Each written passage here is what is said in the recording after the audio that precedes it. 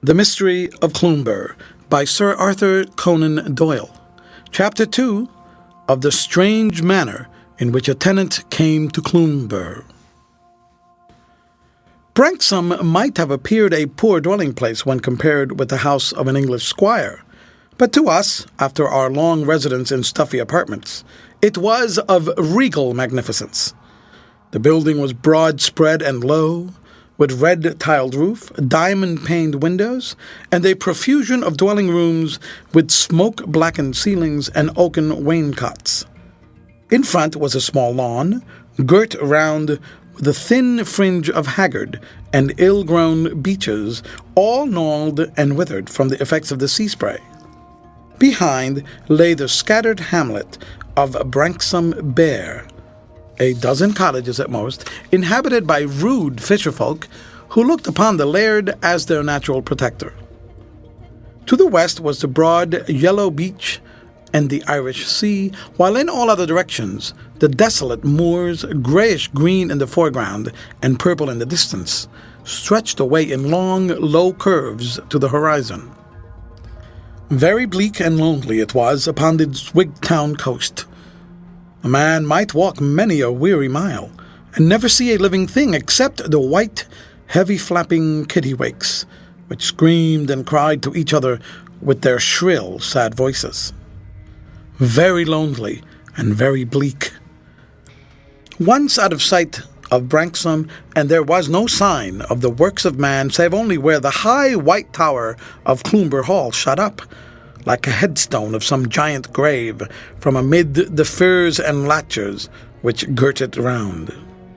This great house, a mile or more from our dwelling, had been built by a wealthy Glasgow merchant of strange tastes and lonely habits, but at the time of our arrival it had been untenanted for many years, and stood with weather-blotched walls and vacant staring windows, looking blankly out over the hillside, and mildewed, it served only as a landmark to the fishermen, for they had found by experience that by keeping the laird's chimney and the white tower of Clonbur in a line, they could steer their way through the ugly reef, which raises its jagged back, like that of some sleeping monster, above the troubled waters of the wind-swept bay.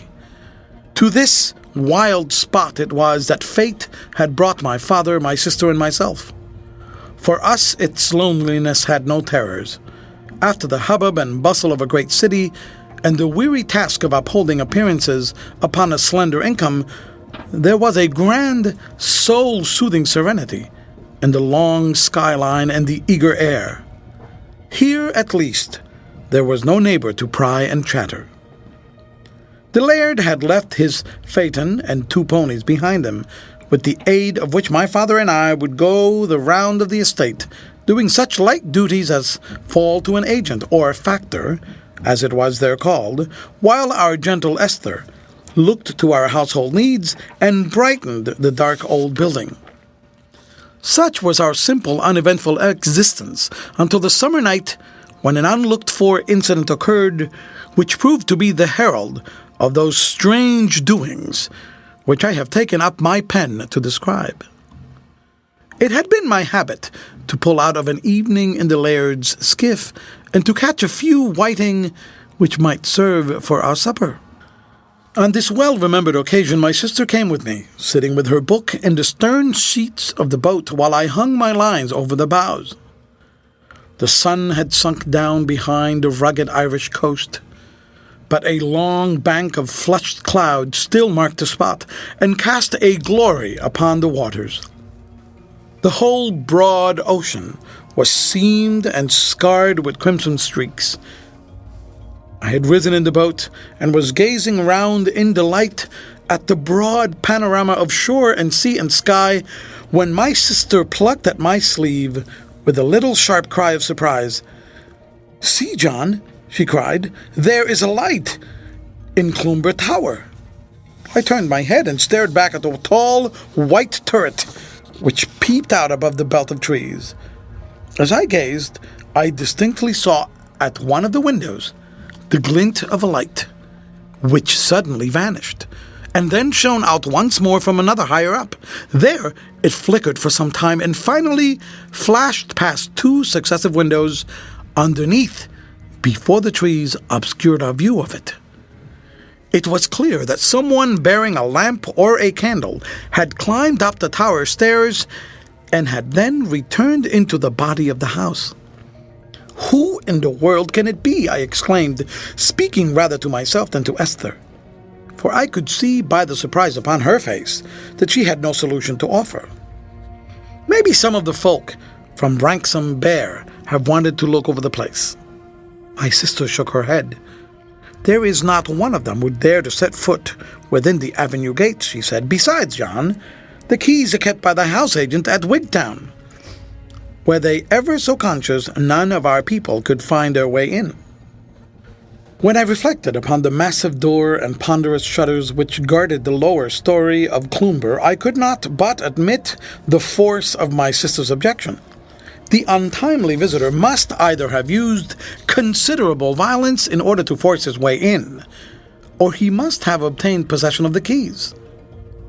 Piqued by the little mystery, I pulled for the beach with the determination to see for myself who the intruder might be and what were his intentions. Leaving my sister at Branksome and summoning Seth Jamieson, an old man-o'-war's man and one of the stoutest of the fishermen, I set off across the moor with him through the gathering darkness. "It has a grid name after dark, yon hoose," remarked my companion, slackering his pace perceptibly as I explained to him the nature of our errand. "It's no for nothing that him what owns it won't within a Scotch mile of it." "Well, Seth, there is someone who has no fears about going into it," said I, pointing to the great white building which flickered up in front of us through the gloom. The light, which I had observed from the sea, was moving backwards and forward, past the lower floor windows, the shutters of which had been removed. I could now see that a second, fainter light followed a few paces behind the other.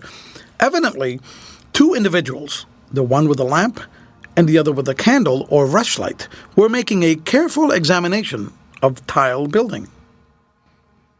"Let ilka man blow his ain parish," said Seth Jamieson doggedly, coming to a dead stop. "What is it to us if Wayne Bugle minds to talk a fancy to Cloomber? It's no canny to middle with such things."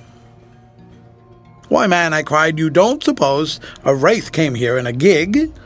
What are those lights away yonder by the avenue gates?" "The lamp's a gig, sure enough," exclaimed my companion in a less lugubrious voice. "Let's steer for it, Master West, and speer where she hails from."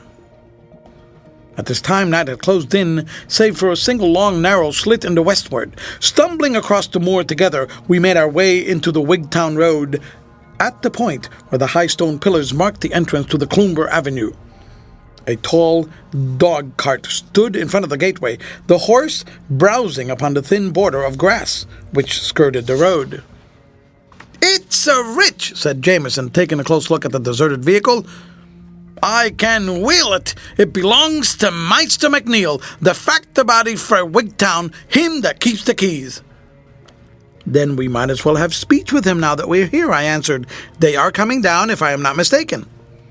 As I spoke, we heard the slam of the heavy door, and within a few minutes, 2 figures, the one tall and angular, the other short and thick, came towards us through the darkness. They were talking so earnestly that they did not observe us until they had passed through the avenue gate.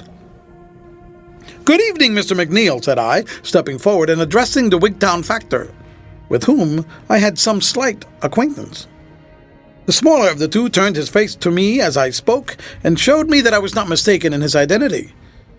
But his taller companion sprang back and showed every sign of violent agitation. "What is this, McNeil?" I heard him say in a gasping, choking voice. "Is this your promise? What is the meaning of it?" "Don't be alarmed, General, don't be alarmed," said the little fat factor in a soothing fashion, as one might speak to a frightened child. "This is young Mr. Fothergill West, of Branksome, though what brings him up here tonight is more than I can understand. However, as you are to be neighbors, I can't do better than take the opportunity to introduce you to each other. Mr. West, This is General Heatherstone, who is about to take lease of Cloomber Hall. I held out my hand to the tall man, who looked it in a hesitating, half-reluctant fashion. "I came up," I explained, "because I saw your lights in the windows, and I thought that something might be wrong. I am very glad I did so, since it has given me the chance of making the General's acquaintance." Whilst I was talking, I was conscious that the new tenant of Cloomber Hall was peering at me very closely through the darkness. As I concluded, he stretched out a long, tremulous arm and turned the gig lamp in such a way as to throw a flood of light upon my face. "Good heavens, McNeil!" he cried in the same quivering voice as before. "The fellow is as brown as chocolate. He's not an Englishman. You're not an Englishman, you, sir." "I'm a Scotchman, born and bred," I said, with an inclination to laugh, which was only checked by my new acquaintance's obvious terror. "A Scotchman, eh?" said he with a sigh of relief. "It's all one nowadays. You must excuse me, Mr. West. I'm nervous, infernally nervous. Come along, McNeil. We must be back in Wigtown in less than an hour. Good night, gentlemen, good night." The two clambered into their places, the factor cracked his whip, and the high dog cart clattered away through the darkness, casting a brilliant tunnel of yellow light on either side of it, until the rumble of its wheels died away in the distance. "What do you think of our new neighbor, Jameson?" I asked after a long silence. "'Deed, Mr. West, he seems, as he says to himself, to be vera nervous. Maybe his conscience is out of order." "His liver, more likely," said I. "He looks as if he had tried his constitution a bit. But it's blowing chill, Seth, my lad, and it's time both of us were indoors." I bade my companion good night and struck off across the moors for the cheery, ruddy light which marked the parlour windows of Branksome. End of chapter.